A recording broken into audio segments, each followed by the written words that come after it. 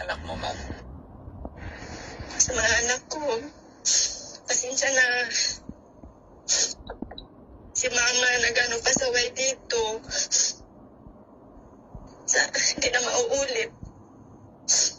Sana sa mga taong nagbabasa akin, sa mga nagsishare ng video na hindi maganda, sana ihinto nyo na, maawa naman kayo sa mga anak ko. Malalaki yung anak ko, 2, may babae pa din ako.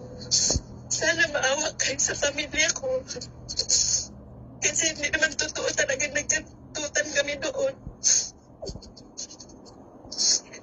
Aminado naman ako, mali yung ginawa ko. Nasugraan lang talaga kami sa inom. Sana ihinto na nyo yung video na malangaswa. Maawa kayo sa mga anak ko pa.